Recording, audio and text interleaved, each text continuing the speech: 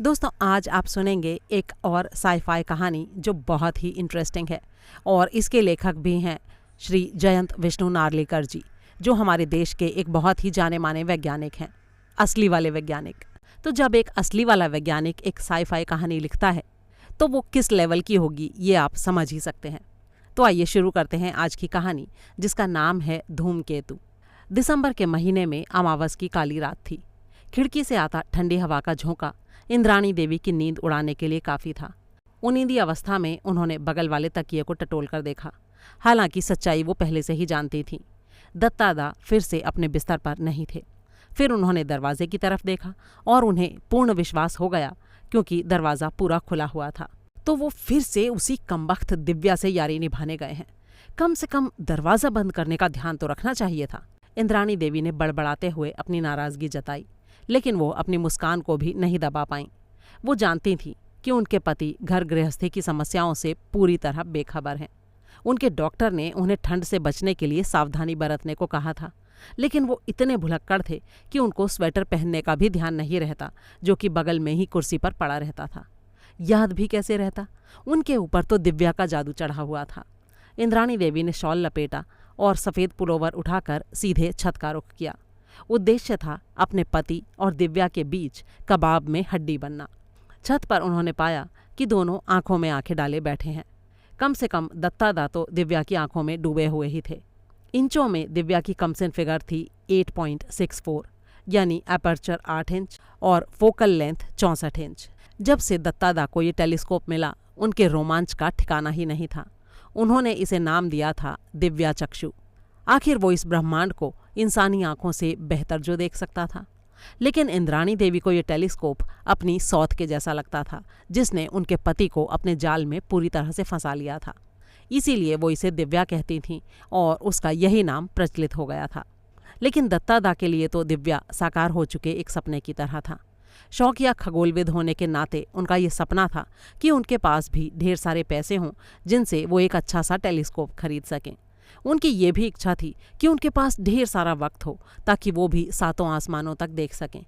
नौकरी से रिटायर होने के बाद उनके ये दोनों सपने साकार हो गए। अब उनके पास टेलीस्कोप खरीदने के लिए काफ़ी पैसा भी था और तारों को देखने के लिए बहुत सारा टाइम भी। इस टेलीस्कोप को उन्होंने अच्छी तरह अपनी छत पर लगा दिया था और अब वो काली लंबी रातों में देर तक टिमटिमाते तारों को निहारते रहते थे। इंद्राणी देवी ने उनसे कहा, लो, ये स्वेटर पहन लो। क्या तुम ये चाहते हो कि डॉक्टर बाबू कल तुम्हें बिस्तर से उठने से ही मना कर दें?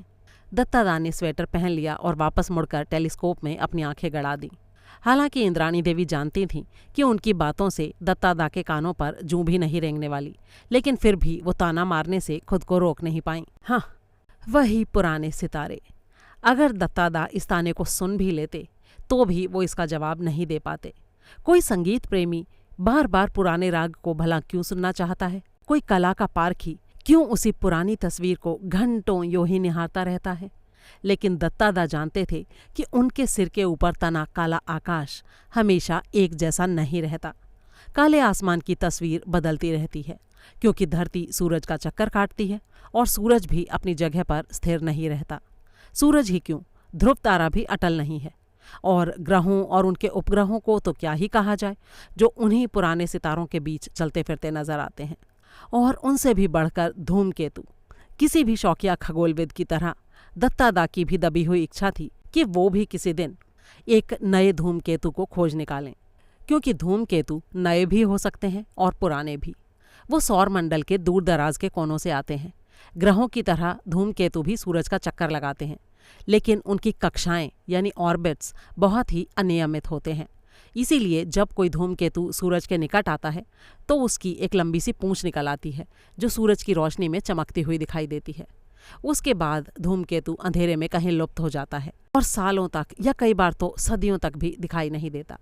दत्तादा को याद था कि जब 1986 में हेली का धूमकेतु दिखाई दिया था तो चारों तरफ कितनी उत्तेजना फैल गई थी।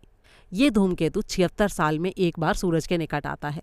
वो जानते थे कि इससे भी लंबी परिक्रमा अवधि वाले धूमकेतु भी अस्तित्व में हैं, और ऐसा कोई धूमकेतु जिसका कोई इतिहास दर्ज ना हो नया माना जाएगा और खोजकर्ता के नाम पर उसको नाम दिया जाएगा।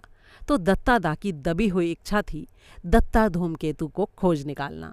लेकिन 8 इंच की दिव्या के साथ ऐसा होने की भला कितनी संभावना थी। जो पेशेवर खगोलविद होते हैं उनके पास तो बहुत बड़े बड़े टेलीस्कोप होते हैं और एक एक चीज़ को दर्ज करने वाली इलेक्ट्रॉनिक गैजेटरी भी होती है। उन सब के आगे तो दिव्या टेलीस्कोप बिल्कुल बच्चा ही था। लेकिन दत्तादा आशावादी थे।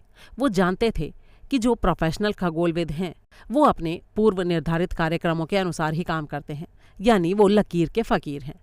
वो धुंधले तारों को देखेंगे, बादलों जैसी आकाशगंगाओं को देखेंगे और बहुत दूर स्थित किसी फटते हुए तारे को देखेंगे।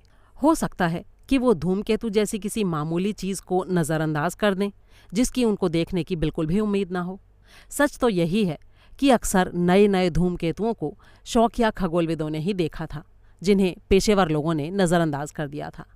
और दत्तादा को ऐसा लगता था कि आज की रात बहुत बड़ी रात होने जा रही है। उन्हीं पुराने सितारों के बीच में दत्तादा ने एक धुंधले से अजनबी को खोज निकाला। वो अजनबी ही था। दत्तादा ने अपने पास रखे चार्ट से उसका मिलान किया, दिव्या के शीशों की भी जांच की कि कहीं उन पर मैल तो नहीं जम गया है, और टॉर्च की रोशनी में अपने पॉकेट कैलकुलेटर पर जल्दी जल्दी कुछ कैलकुलेशंस भी कर लीं। भले ही घर गृहस्थी के कामों में वो अनाड़ी और भुलक्कड़ हों, लेकिन अपने प्रेक्षणों के मामले में वो बारीक से बारीक चीज़ का भी पूरा ध्यान रखते थे। सचमुच उसमें कोई गलती नहीं थी। वो जिस चीज़ को आज देख रहे थे वो पहले वहाँ नहीं थी और किसी नए धूमकेतु की तरह ही लग रही थी। फिर भी वो रात को 2 बजे तक उसकी जांच करते रहे। धीरे धीरे रात बीत गई और पूर्वी आकाश में भोर का उजाला फैलने लगा। अब तारों को देखना संभव नहीं था। दत्तादा के रोमांच का ठिकाना नहीं था। उनसे कुछ दूरी पर ही दक्षिणेश्वर मंदिर में लोगों की चहल पहल शुरू हो गई थी। फिर बेलूर मठ में भी लोगों का आना जाना चालू हो गया। जल्द ही कोलकाता की बिना जज्बातों वाली शहरी जिंदगी शुरू हो जाएगी और आसमान में क्या हुआ इसकी किसी को परवाह नहीं रहेगी। भाग 2। दत्तादा ने दिव्या को किट में रखा और छत से नीचे आ गए। क्या उन्हें ये बड़ी खबर सुनाने के लिए इंद्राणी को जगाना चाहिए? गहरी नींद में सोती पत्नी के शांत चेहरे को देखकर उन्होंने उसे उठाना ठीक नहीं समझा। वो जानते थे कि उन दोनों का जीवन चलाने के लिए वो दिन भर कितनी कड़ी मेहनत करती है। इसीलिए दत्तादा चुपचाप अपने बिस्तर पर लुढ़क गए। जल्दी ही उनके संतुष्टि भरे खर्राटे कमरे में गूंजने लगे। 2 दिन बाद आनंद बाजार पत्रिका में सनसनीखेज खबर छपी। कोलकाता के उत्तरी उपनगर के निवासी श्री मनोज दत्ता का दावा है कि उन्होंने एक नया धूमकेतु खोजा है। पिछली 2 रातों से उन्होंने इस धूमकेतु को देखा है और उसकी स्थिति के बारे में बेंगलोर स्थित इंडियन इंस्टीट्यूट ऑफ एस्ट्रोफिजिक्स को सूचित कर दिया है। IIA के पास केवलूर में 90 इंच का एक टेलीस्कोप है जो एशिया में सबसे बड़ा है। इस टेलीस्कोप ने भी दत्ता की खोज की पुष्टि की है, जो उनके शौकिया खगोलविद के जीवन में सबसे बड़ी उपलब्धि होने जा रही है। अपने मित्रों और प्रशंसकों के बीच दत्तादा के रूप में लोकप्रिय श्री दत्ता का अनुमान है कि अगले कुछ महीनों में धूमकेतु नंगी आंखों से भी दिखाई देने लगेगा। अपनी इस खोज का सारा श्रेय वो अपने 8 इंच के टेलीस्कोप दिव्या को देते हैं। भाग 3। इसके बाद सिर्फ 1 हफ्ते के अंदर ही दत्ता धूमकेतु को सारी दुनिया में मान्यता मिल गई। IIA ने उन खोजों की पुष्टि की और सारी दुनिया की वेधशालाओं को सूचित कर दिया कि नए धूमकेतु को खोजने में स्टैंडर्ड प्रक्रिया अपनाई गई है। लिहाजा नए धूमकेतु का नाम उसके खोजकर्ता के नाम पर रख दिया गया। इसके साथ ही दत्तादा पूरी दुनिया में मशहूर हो गए, जो उन्हें पसंद नहीं था। स्वागत और बधाई समारोहों का लंबा सिलसिला चालू हो गया। दत्तादा को मन मारकर उनमें उपस्थित होना पड़ता। इन समारोहों में अक्सर ऐसे लोग ही होते जिनको धूमकेतु के बारे में कुछ भी पता नहीं होता था और जो खगोल शास्त्र को ज्योतिष विद्या समझकर लंबे लंबे भाषण झाड़ते थे। ऐसे ही एक समारोह से लौटते समय दत्तादा निराशा से बड़बड़ाए, काश मैंने इस धूमकेतु को नहीं खोजा होता। ये जानकर उन्हें हैरानी हुई कि इंद्राणी देवी भी उनकी इस इच्छा से सहमत थीं। उन्होंने कहा, मैं भी यही चाहती हूँ, लेकिन मेरे ऐसा चाहने का कारण कुछ और है। मैं जानती हूँ कि क्यों आपके मुंह से ये शब्द निकले हैं। आपको भीड़ भाड़ वाले समारोहों से घृणा है कि नहीं? हाँ, तुमने सही कहा इंद्राणी। ये ठीक है कि मुझे जो सम्मान और मान्यता मिल रही है वो मुझे अच्छी लगती है और मैं अपने दोस्तों और शुभचिंतकों का आभारी भी हूँ। लेकिन क्या तुम्हें ऐसा नहीं लगता कि हम भारतीय लोग ऐसी चीज़ों में अति कर देते हैं? विज्ञान हो, खेलकूद हो या कला हो, अच्छे काम की तारीफ तो होनी ही चाहिए, लेकिन इसमें परिप्रेक्ष्य को भुला नहीं देना चाहिए। हमारा समाज अभी इतना मैच्योर नहीं हुआ है कि महानता को अपने आप में समा सके, लेकिन मेरी तरह के बहुत कम लोग हैं इंद्राणी जो इस तरह से महसूस करते हैं। वैसे तुमने ये क्यों कहा कि काश मैंने इस धूमकेतु को नहीं खोजा होता? इंद्राणी देवी ने चिंता भरे स्वर में कहा। वो इसलिए क्योंकि धूमकेतु दुर्भाग्य लाते हैं, और मैं चाहती हूं कि आप जैसे अच्छे आदमी को किसी धूमकेतु की खोज से नहीं जुड़ना चाहिए था। दत्तादा जोर से हंस पड़े। मैं देख रहा हूं इंद्राणी कि एमए की डिग्री ने भी तुम्हारे अंधविश्वासों का इलाज नहीं किया है। किसी धूमकेतु के आने और धरती पर होने वाली तबाही के बीच कोई संबंध नहीं होता है, समझी तुम? उनके अंदर कोई भी नुकसानदायक चीज नहीं होती है। वो तो निष्क्रिय प्रणालियां होते हैं जो ग्रेविटी की वजह से अपने आप खिंचे चले आते हैं। इंसानों के ऊपर उनकी दिव्य या दानवी ताकत चलने की तो बात ही छोड़ दो। तुम जल्दी ही देखोगी कि मेरे द्वारा खोजा गया ये धूमकेतु हमारे पास से चुपचाप गुजर जाएगा और किसी के लिए कोई परेशानी पैदा नहीं करेगा। लेकिन अपनी इस आखिरी बात में दत्तादा बिल्कुल भी सही नहीं थे। कैम्ब्रिज के किंग्स कॉलेज के बड़े से दावत खाने में अभी अभी रात की दावत खत्म हुई थी। कॉलेज के प्रिंसिपल भी इस दावत में शरीक हुए थे। स्टूडेंट्स तो चुपचाप खाना खाकर जा चुके थे या फिर अपनी अपनी पढ़ाई या मौज मस्ती में मशगूल थे, लेकिन प्रिंसिपल अभी भी दावत खाने की ऊंची टेबल पर डटे हुए थे। खाना खाने के बाद वो कॉलेज के तहखाने से निकाली गई पुरानी वाइन का स्वाद ले रहे थे। असल में कॉलेज के प्रोफेसर्स को कॉलेज की इस उत्कृष्ट वाइन पर बहुत ही गर्व था। उन्हें शराब ना पीने वालों पर तरस आता था और पीकर धुत हो जाने वालों से नफरत होती थी। उनकी राय में ये दोनों ही तरह के पियक्कड़ लोग शराब के नज़ाकत भरे स्वाद का मज़ा लेना नहीं जानते थे। इन शराब के पारखियों में जेम्स फोर्टसेथ सबसे नया था। दस्तूर के हिसाब से और जूनियर फेलो होने के नाते शराब, अखरोट और पनीर का दौर पूरा होने पर बत्तियां बंद करने का काम उसे ही करना होता था, और दस्तूर के हिसाब से ही बोतलों में बची खुची शराब भी वो अपने घर ले जाकर पी सकता था। आज की रात भी वो शराब का दौर थमने का इंतज़ार कर रहा था, लेकिन आज ऐसा कुछ भी नहीं होने वाला था। शराब की खूबसूरत ट्रॉली ने लंबी मेज़ का अभी एक चक्कर लगाया ही था कि रसोइये ने आकर प्रिंसिपल के कान में फुसफुसाकर कुछ कहा। साथ ही चांदी की ट्रे में उनको एक लिफाफा भी थमा दिया। प्रिंसिपल ने इशारे से जेम्स को अपने पास बुलाया और उसे लिफाफा देते हुए कहा, ऐसा लगता है जेम्स कि आज रात बची हुई शराब तुम्हें नहीं मिलेगी। लगता है कमरे में तुम्हारी सख्त ज़रूरत है। भाग 4। जेम्स गिब्स द्वारा बनाई गई खूबसूरत इमारत की तरफ बढ़ते हुए जेम्स ने वो लिफाफा खोला। उसमें एक छोटा सा संदेश था। डियर डॉक्टर फॉर्सेथ, इस संदेशवाहक को निर्देश है कि वो आपको आज रात मेरे लंदन वाले ऑफिस में ले आए। कृपया बिना देर किए तुरंत आएं। मैं लंदन में आपके रात भर रुकने का इंतज़ाम कर रहा हूँ। आपको हुई असुविधा के लिए मुझे खेद है। आपसे प्रार्थना है कि इस यात्रा को बिल्कुल गोपनीय रखें।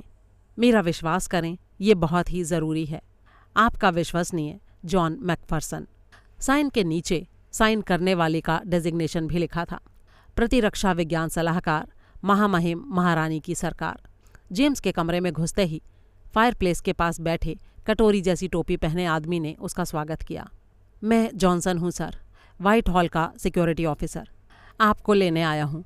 ठीक है, मैं जल्दी ही तैयार होकर आता हूँ। जेम्स ने जल्दी जल्दी अपना बैग तैयार किया और जॉनसन के पीछे पीछे चल पड़ा। आगे का लॉन पार करते ही ग्रेट सेंट मैरी चर्च के घंटाघर ने 9 का घंटा बजाया। 1.5 घंटे के भीतर ही वो व्हाइट हॉल के सामने खड़े थे। वहाँ सत्ता का गलियारा पार करके सर जॉन मैकफरसन के कमरे तक पहुँचने में उन्हें 10 मिनट और लगे। जेम्स को सर जॉन से मिलाने के बाद जॉनसन चुपचाप वहाँ से चला गया। सर जॉन ने कोट और स्कार्फ उतारने में जेम्स की मदद करते हुए कहा, डॉक्टर फॉर्सेथ, बेवक्त आपको यहाँ बुलाने के लिए मैं माफ़ी चाहता हूँ और ज़्यादा देरी से बचने के लिए मैं सीधे पॉइंट पर आता हूँ। ये देखिए। इतना कहकर सर जॉन ने जेम्स को एक छपा हुआ पर्चा थमा दिया। ये क्या? ये तो मेरा वो पर्चा है जो मैंने नेचर को भेजा था। आपको इसकी ओरिजिनल कॉपी कैसे और कहाँ से मिल गई? जेम्स हैरान भी था और थोड़ा परेशान भी। क्या उसकी जासूसी की जा रही थी? जेम्स की बेचैनी को देखकर सर जॉन ने कहा, नहीं नहीं सर, ये जासूसी का मामला नहीं है। नेचर का एडिटर टेलर मेरा दोस्त है। हम ट्रिनिटी में साथ साथ पढ़ते थे और अब रिफॉर्म क्लब में अक्सर मिला करते हैं। जेम्स ने थोड़ा हैरानी से पूछा, वो तो ठीक है, लेकिन क्या मैं ये पूछ सकता हूँ कि आपको ये स्क्रिप्ट कहाँ से मिली और कैसे मिली? मैंने नेचर वालों से कहा था कि इसे बिना किसी देरी के छाप दिया जाए, क्योंकि ये बहुत ही इम्पॉर्टेंट है। जी हाँ मिस्टर जेम्स, मैं जानता हूँ कि ये महत्वपूर्ण है। असल में ये इतना महत्वपूर्ण है कि इसे कभी पब्लिश होना ही नहीं चाहिए। अगर आपने इसमें जो कहा है वो सब सच है तो। जेम्स को ये बात कभी सहन नहीं होती थी कि उसके काम की सटीकता पर कोई संदेह करे या सच्चाई को दबाने का आदेश दे। लेकिन क्योंकि सर जॉन एक सम्मानित वैज्ञानिक थे और उसकी बातों को सुनना भी चाहते थे, इसलिए जेम्स चुप रहा। सर जॉन ने अपना पाइप सुलगाया और 2 कश खींचने के बाद कहना शुरू किया। आप मुझे गलत ना समझें डॉक्टर फॉर्सिथ, आज लंच पर मैं क्लब में टेलर से मिला था, जहां उसने मुझे आपका पर्चा दिखाया। खगोल शास्त्र में मेरी भी अच्छी खासी रुचि है। आप जानते हैं कि किसी पेशेवर रेफरी के पास भेजने से पहले उसने इस पर मेरी राय मांगी है। मुझे तुरंत ही महसूस हुआ कि आपने जो रिजल्ट निकाला है उसका बहुत गहरा असर होगा, लेकिन तब जबकि वो सही हो। जेम्स अब अपने ऊपर और ज़्यादा काबू नहीं रख पाया। मेरा यकीन कीजिए सर जॉन, ये बिल्कुल सही नतीजा है। मैंने अपना सारा कुछ इसके ऊपर दांव पर लगा दिया है। सर जॉन ने एक ठंडी सांस ली और कहा, आपने ये भविष्यवाणी की है डॉक्टर फॉर्सिथ कि धूमकेतु दत्ता धरती से टकराने जा रहा है। देखिए, मैं जानता हूं कि इस फील्ड में आपका बहुत बड़ा नाम है, लेकिन मैं चाहूंगा कि इस बार आपकी कैलकुलेशन गलत साबित हो। आप जानते भी हैं कि इस टक्कर का नतीजा क्या होगा। नतीजे तो विनाशकारी ही होंगे सर जॉन। इसीलिए मैंने अपनी कैलकुलेशंस को चेक करने में बहुत ज़्यादा सावधानी बरती है। कुछ दुर्लभ परिस्थितियों को छोड़ दें तो ये टक्कर ज़रूर होगी और इसे रोकने का कोई उपाय नहीं है। सर जॉन ने एक अजीब सा सवाल किया। और वो दुर्लभ परिस्थितियाँ क्या हैं? हो सकता है कि धरती पर पहुंचने से पहले ही वो किसी क्षुद्र ग्रह यानी ड्वार्फ प्लैनेट से टकरा जाए, या सूरज के निकट आने पर फट जाए, या भाप बनकर उड़ जाए। लेकिन ऐसी परिस्थितियों के ऊपर भरोसा करके हम बैठे नहीं रह सकते जो खुद संयोग पर टिकी हैं। हमें तो यही मानकर चलना पड़ेगा कि धूमकेतु दत्ता धरती से टकराएगा ही। इस तरह के धूमकेतुओं की धरती से टक्कर 10 लाख साल में एक बार होती है, और अब हम अच्छी तरह से जानते हैं कि अगले 10 महीने में ही एक धूमकेतु वाकई धरती से टकराने जा रहा है। सर जॉन ने चिंतित स्वर में कहा, क्या आपको ये लग रहा है कि धरती पर जीव जंतुओं की सारी प्रजातियों को बचाने के लिए हमारे पास सिर्फ 10 महीने का टाइम है? और वो इसलिए क्योंकि इस सीधी टक्कर में आपके हिसाब से ऐसा नहीं होगा कि धरती का सिर्फ वही हिस्सा तबाह होगा जिससे वो धूमकेतु टकराएगा, बल्कि समुद्र का पानी बड़े पैमाने पर भाप बनकर उड़ जाएगा। वातावरण के अभाव में वो जीव जंतु भी नष्ट हो जाएंगे जो टक्कर से बच जाएंगे। अगर वाकई आपको ऐसा लगता है सर जेम्स, तो इन सबको रोकने के लिए क्या हमें कुछ करना नहीं चाहिए? जेम्स के चेहरे पर एक मुस्कान तैर गई।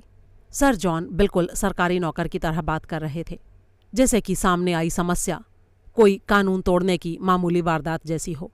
प्रकट रूप में उसने सवाल किया, क्या मैं आपसे पूछ सकता हूँ कि आपके हिसाब से कैसे हम इस प्राकृतिक आपदा को टाल सकते हैं? वो तो मुझे नहीं पता सर, लेकिन हमारे पास कोशिश करने के अलावा और कोई चारा नहीं है। मुझे लगता है इस मुसीबत से निपटने के लिए हमें 2 से ज़्यादा दिमागों की ज़रूरत पड़ेगी। मेरे ख्याल से सारी दुनिया से स्पेशलिस्ट की बैठक तुरंत बुलाई जानी चाहिए और इस मुसीबत को टालने के लिए गंभीरता से विचार विमर्श किया जाना चाहिए। और ये सब काम पूरी गोपनीयता से होना चाहिए, वरना पूरी दुनिया में अफरा तफरी फैल जाएगी। अगर आपका ये पर्चा छप जाता है तो ज़रा सोचिए कि दुनिया में कैसी भगदड़ मच जाएगी। जेम्स ने जवाब दिया, लेकिन इस पर्चे को दबा लेने से सच्चाई छुप तो नहीं जाएगी ना सर जॉन। दुनिया में और भी तो साइंटिस्ट हैं जो देर सवेर इस नतीजे पर पहुंच ही जाएंगे। सर जॉन ने एक पल सोचा और फिर बोले, ठीक है, आप इसे दबाइए नहीं, लेकिन इसकी भाषा को थोड़ा गोलमोल तो कर सकते हैं ना। इसमें जगह जगह पर अगर आप अगर मगर जैसे शब्द जोड़ दें तो ऐसा लगेगा कि आपका यह नतीजा निश्चित तौर पर सही नहीं है। इस बीच मैं दूसरे देशों में अपने दोस्तों पर अपने प्रभाव का इस्तेमाल करके उनको भी संयम बरतने को कहूँगा। लेकिन ऐसा कब तक चलेगा सर जॉन? तब तक जब तक ये कमबख्त धूमकेतु चुपचाप अपने रास्ते चला नहीं जाता। चलिए ऐसा करते हैं, थोड़ा वक्त लगाकर हम इस इंटरनेशनल सम्मेलन की तैयारी के लिए प्लानिंग करते हैं। क्या इसी हफ्ते में ये मीटिंग रख लें, इसी जगह पर? इंटरनेशनल एक्सपर्ट्स की एक बहुत ही अहम और गोपनीय मीटिंग, वो भी सिर्फ 1 हफ्ते के अंदर। इस बात पर जेम्स को थोड़ा संदेह था, लेकिन सर जॉन उससे सहमत नहीं हुए और बैठक की प्लानिंग बनाने में जुट गए। जिस वक्त तक उनकी बातचीत खत्म हुई और सर जॉन ने जेम्स को रीजेंट स्ट्रीट पर उनके होटल पहुंचवाया, तब तक रात के 1 बज चुके थे। सड़क पूरी तरह से सुनसान पड़ी थी। तभी अचानक जेम्स की नज़र ऊपर को उठी। खिड़की के बाहर तारों भरा आसमान उसका स्वागत कर रहा था। उन्हीं सितारों के बीच कहीं पर था दत्ता धूमकेतु, जो सीधे धरती से टकराने आ रहा था। उस नीरवता भरी रात में यकीन करना मुश्किल था कि जल्दी ही भविष्य में कैसी भीषण तबाही होने वाली थी। एक पल के लिए तो जेम्स को भी लगा कि कहीं उसके गुणा भाग में कोई गलती तो नहीं हो गई, लेकिन वो जानता था कि उससे गलती नहीं हुई थी। जल्दी ही मीटिंग का पूरा इंतजाम हो गया। जब जेम्स बैठक में भाग लेने पहुंचा तो उसने देखा कि जिन एक्सपर्ट्स की लिस्ट बनाई गई थी वो सारे के सारे वहां पर मौजूद थे। खगोल शास्त्री, कंप्यूटर वैज्ञानिक, एटॉमिक भौतिकविद, अंतरिक्ष विज्ञानी, जीव विज्ञानी, सब के सब लोग वहां पर मौजूद थे। और सर जॉन ने खास तौर पर उस आदमी को भी बुलाया था जिसकी खोज से इस पूरे बवाल की शुरुआत हुई थी, मनोज दत्ता को। ये सम्मेलन करीब 1 हफ्ते तक चला। पूरी कार्रवाई की किसी को भनक भी नहीं लगी। सबसे पहले तो सीनियर एक्सपर्ट्स ने जेम्स फॉर्सिथ की गणनाओं का धूमकेतु दत्ता के ताज़ा प्रेक्षणों से मिलान किया। वो बिल्कुल ठीक था। उसने जिस सीधी टक्कर की भविष्यवाणी की थी उससे कोई भी बचाव संभव नहीं था। इस बात की मामूली सी संभावना थी कि धूमकेतु धरती से टकराकर नहीं बल्कि बस वातावरण से रगड़ खाता हुआ निकल जाए। उस सूरत में जान माल का ज्यादा नुकसान नहीं होता। लेकिन ये मामूली सी राहत ये आश्वासन देने के लिए काफ़ी नहीं थी कि इस बात के बारे में कोई भी कार्रवाई ना की जाए। किसी न किसी कार्रवाई पर फैसला लेना तो ज़रूरी था, लेकिन कार्रवाई आखिर की कैसे जाए और किस रूप में? ज़मीन के नीचे बंकर बनाने और उसमें छिपने जैसे तरीकों को एक्सपर्ट्स ने सिरे से ही नकार दिया। तकनीकी, जीव वैज्ञानिक और राजनीतिक रूप से ऐसा करना प्रैक्टिकल नहीं था। इसलिए अब एक ही रास्ता बचता था कि पलटकर धूमकेतु पर ही वार किया जाए। गंभीर विचार विमर्श करने के बाद एक्सपर्ट्स इस बात पर सहमत हुए कि वो क्या कर सकते थे। धूमकेतु दत्ता को धक्का देकर अपने मार्ग से यानी अपने ऑर्बिट से थोड़ा सा विचलित किया जा सकता था। एक्सपर्ट्स ने कैलकुलेशन करके हिसाब लगाया कि धरती पर मौजूद तमाम विनाशक एटॉमिक हथियारों की ज़रूरत पड़ेगी, तभी उस धूमकेतु को अपने पथ से बाल भर हटाया जा सकेगा। लेकिन उसके लिए सही जगह पर, सही दिशा में और एकदम सही समय पर बहुत ही विशाल एटमी धमाका करना पड़ेगा, तभी ये तरकीब काम कर पाएगी। अब सवाल ये था कि इस काम को अंजाम कैसे दिया जाए। इन सारे एटमी हथियारों को किसी अंतरिक्ष यान में लादकर इस तरह से रवाना किया जाना था कि वो धरती की तरफ बढ़ रहे धूमकेतु को रास्ते में ही रोक लें। फिर रिमोट कंट्रोल से उन हथियारों में एक साथ धमाका कराया जाता। इसके साथ ही एक्सपर्ट्स ने ये चेतावनी भी दी कि सफलता की गुंजाइश बहुत ही कम है। अगर दोनों का समय पर मिलन ना हो पाया तो फिर कुछ नहीं किया जा सकेगा। इस सारी की सारी कवायद पर पानी फिर जाएगा। अब इसके नतीजे चाहे जो भी हों, प्लान सफल हो या असफल, इसके लिए पूरी गोपनीयता बरती जानी भी ज़रूरी थी। तो इन सारी बातों को ध्यान में रखते हुए पूरी कार्रवाई के लिए टाइम टेबल तय किया गया। 10 अक्टूबर को एटमी हथियारों से लदे अंतरिक्ष यान को रवाना किया जाएगा, बशर्ते कि तब तक धूमकेतु किसी प्राकृतिक कारण से नष्ट ना हो गया हो या फिर अपने ऑर्बिट से हट ना गया हो। 15 नवंबर को धूमकेतु के साथ यान का मिलन होगा और हथियारों के जखीरे में धमाका होगा। 15 दिसंबर को अगर सारी कवायद असफल रही तो इस दिन धूमकेतु धरती से टकरा जाएगा, और अगर सफल रही तो इस दिन धूमकेतु धरती के निकट सुरक्षित दूरी तक आकर चुपचाप आगे निकल जाएगा। इसके अलावा इस कोशिश की सफलता इस बात पर भी निर्भर थी कि धूमकेतु कितना भारी था। इसका अनुमान अभी तक कोई भी नहीं लगा पाया था। हर एक को बस यही उम्मीद थी कि धूमकेतु बहुत ज्यादा भारी ना हो। दत्तादा ने सर जॉन मैकफर्सन से पूछा, क्या आपको वाकई यकीन है कि हम इस काम में सफल हो पाएंगे? मिस्टर दत्ता, मैं अपना जवाब पूरी ईमानदारी से दूंगा। 15 दिसंबर तक मैं क्रिसमस के लिए कोई भी गिफ्ट नहीं खरीदूंगा। भाग 5। इस 1 हफ्ते के सम्मेलन के दौरान सर जॉन मैकफर्सन और मिस्टर दत्ता के बीच गहरी दोस्ती हो गई। सम्मेलन के बाद 2 हफ्ते तक दत्तादा ब्रिटिश द्वीपों की सैर करते रहे। वहाँ की वेधशालाओं में घूमने और पेशेवर और शौकिया खगोलविदों से बात करने में उन्हें बहुत ही मज़ा आया।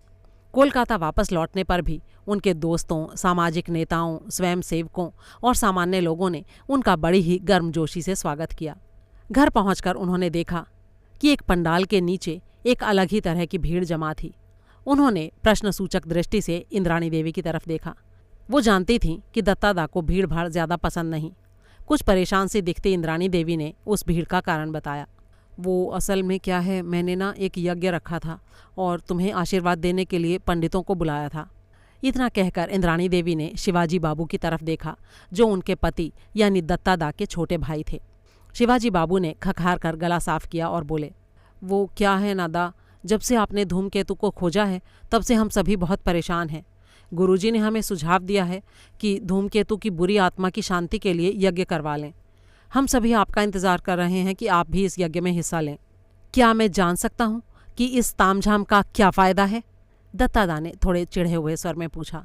वो इससे दा ये होगा कि जो धूमकेतु आपने खोजा है वो धरती पर कोई बुरा असर नहीं डाल पाएगा। ये सुनते ही दत्तादा गुस्से में आपा खो बैठे। क्या तुम जानते नहीं हो कि ये सब अंधविश्वास है? इन सारी बातों का पुराने ज़माने में कोई महत्व होता होगा, जब इंसान ये नहीं जानता था कि धूमकेतु क्या होते हैं। आज आधुनिक समय में ये सब बेकार की चीज़ें हैं। धूमकेतुओं के बारे में आज सारी जानकारी मौजूद है कि वो क्या होते हैं। उनकी गति के बारे में गणित की गणनाओं द्वारा सटीक भविष्यवाणियाँ की जाती हैं और आंकड़ों से पता चलता है कि उनके आने और धरती पर मची तबाहियों के बीच कोई संबंध नहीं होता है। लेकिन तुम जैसे लोगों को तो ये सब बताना बिल्कुल बेकार है।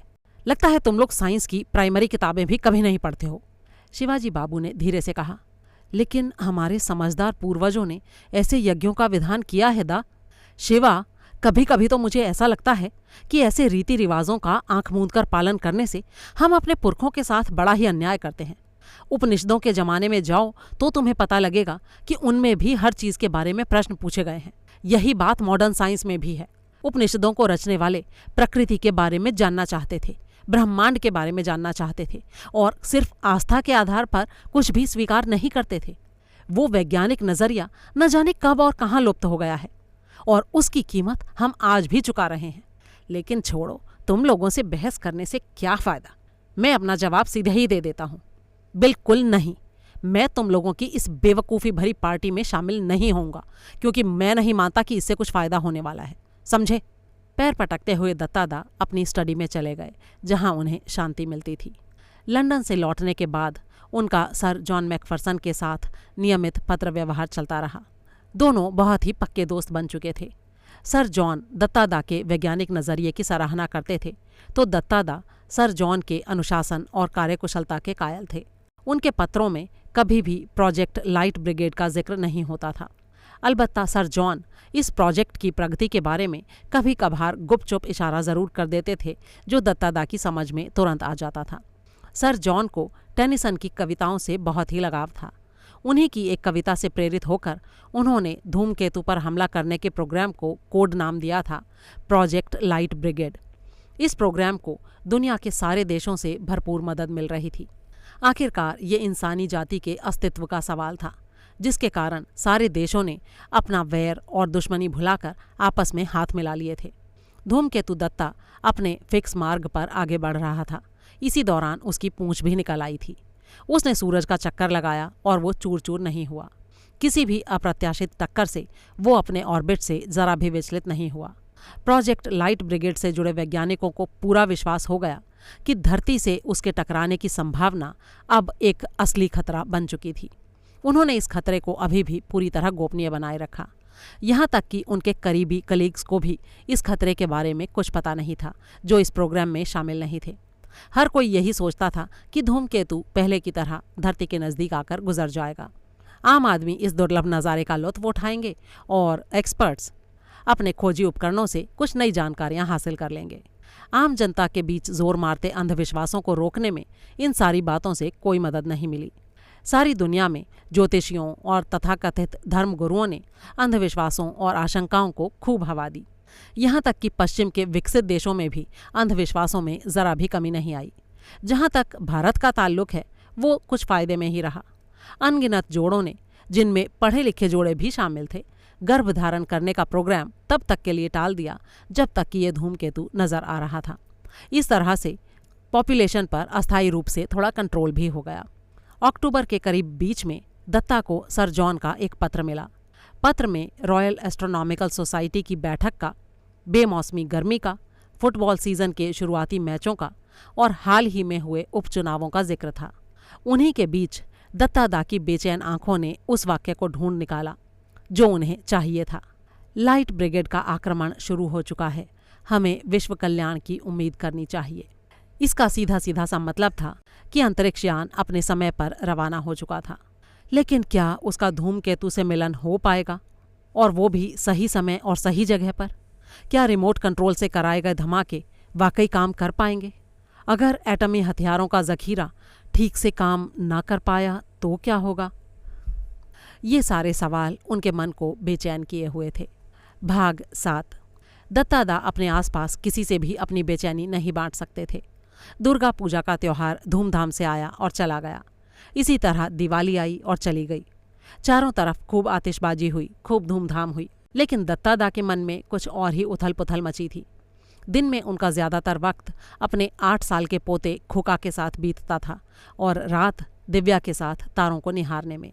वो धूमकेतु की प्रगति पर लगातार नज़र रखे हुए थे, जो अब नंगी आंखों से भी साफ दिखाई देने लगा था। 18 नवंबर को ब्रिटिश काउंसिल से एक विशेष संदेशवाहक स्कूटर पर एक बहुत ही ज़रूरी टेलेक्स दत्ता के लिए लेकर आया। कोलकाता का टेलेक्स ऑपरेटर हैरान परेशान था कि उस संदेश में ऐसी क्या खास बात थी जो वो इतना अर्जेंट और ज़रूरी हो गया। उस संदेश को पढ़ते ही दत्ता की सुस्ती तुरंत गायब हो गई और वो रसगुल्लों की अपनी मनपसंद दुकान पर जा पहुँचे। संदेश में लिखा था, अब मुझे पूरा विश्वास है कि मैं 15 दिसंबर को अपने क्रिसमस गिफ्ट खरीद सकूंगा। तुम्हारा जॉन मैकफरसन। 15 दिसंबर को धूमकेतु दत्ता धरती के सबसे नज़दीक आ गया, सिर्फ 80,000 किलोमीटर की दूरी पर। लाखों करोड़ों लोगों ने उस अद्भुत नज़ारे को देखा, लेकिन सिर्फ मुट्ठी भर लोग ही जानते थे कि वो समूचे विनाश के कितने निकट थे और कितनी मुश्किल से उससे बचकर निकल आए थे। जब धूमकेतु बहुत दूर चला गया और दिखना बंद हो गया, उसके बाद ही दत्ता अपनी पत्नी को सच्चाई बताने की हिम्मत जुटा पाए। उन्होंने कहा, अब जबकि धूमकेतु आकर चला गया है, तो क्या तुम संतुष्ट हो कि उसके कारण कोई बड़ी दुर्घटना या विनाश लीला नहीं हुई? हाँ, मैं जानती हूँ कि कोई बड़ी आफत नहीं आई, लेकिन कुछ ना कुछ विनाशकारी तो हो ही सकता था ना। तुम्हें पता भी है कि इन अनिष्टकारी घटनाओं को कैसे टाला गया है? दत्ता ने हैरानी से अपनी पत्नी को देखा। तो क्या उसे ये बात मालूम हो गई थी? लेकिन वो कैसे जान सकती थी? उन्होंने तो कभी उसके सामने प्रोजेक्ट लाइट ब्रिगेड का जिक्र तक नहीं किया था। उन्होंने सावधानी से कुरेदने की कोशिश की। मैं समझा नहीं इंद्राणी, तुम्हारा मतलब क्या है? अरे भाई, मेरा मतलब बहुत ही आसान है। कुछ अनिष्ट इसलिए नहीं हुआ क्योंकि हमने घर में यज्ञ जो करा लिया था। लेकिन वो यज्ञ तो हुआ ही कहाँ इंद्राणी? क्या तुम्हें याद नहीं, मैंने उसमें शरीक होने से साफ मना कर दिया था? इंद्राणी देवी ने विजयी स्वर में कहा। हाँ, याद है, अच्छी तरह से याद है, लेकिन हम भी कोई कम थोड़ा ही हैं। हमने उसका भी तरीका निकाल लिया था। गुरुजी ने हमें एक बहुत सा आसान उपाय बता दिया था। उन्होंने कहा कि अगर तुम यज्ञ नहीं करना चाहते तो कोई बात नहीं, अगर तुम्हारी जगह तुम्हारा बच्चा या नाती पोता यज्ञ में बैठ जाए तो भी काम चल जाएगा। इसलिए हमने तुम्हारी जगह खोका को बैठा दिया, और देख लो, कोई भी अनिष्ट नहीं हुआ ना। देखा, गुरुजी कितने समझदार हैं। तुरंत ही दत्ता के मन में सारी तस्वीरें सिनेमा की रील की तरह घूम गईं। यज्ञ में बैठा खोका, मंत्र बुदबुदाता खोका, जिनके अर्थ वो खुद भी नहीं समझता। थोड़ी थोड़ी देर बाद आग में घी छोड़ता खोका, देवताओं को फूल चढ़ाता खोका। और फिर वो तस्वीर बदल गई। बड़े से हॉल में दुनिया भर के वैज्ञानिक जमा हैं। वो समस्या का एनालिसिस कर रहे हैं, उसका समाधान खोजने में जुटे हैं, और फिर समाधान पर तर्कसंगत रूप से और कुशलतापूर्वक अमल कर रहे हैं। ये यकीन कर पाना बहुत मुश्किल था कि ये दोनों तस्वीरें हमारे आधुनिक समाज के दो अलग अलग पहलुओं को पेश करती थीं। दत्ता को ये तो पता था कि अमीर और गरीब के बीच, पढ़े लिखों और अनपढ़ों के बीच, खुशकिस्मत और बदकिस्मत लोगों के बीच गहरी खाई है, लेकिन तर्कसंगत और अंधविश्वासी वर्गों के बीच जो खाई थी वो उन्हें कहीं ज़्यादा चौड़ी और अमंगलकारी लग रही थी। क्या मानव समाज कभी इस खाई को पाट पाएगा? इस सवाल का जवाब दत्ता के पास नहीं था और पूरी दुनिया में किसी और के पास भी नहीं। दोस्तों, ये कहानी आपको कैसी लगी, इसके बारे में अपनी राय शेयर करना बिल्कुल ना भूलें। जल्दी ही एक और कहानी के साथ फिर मिलेंगे, तब तक के लिए अलविदा।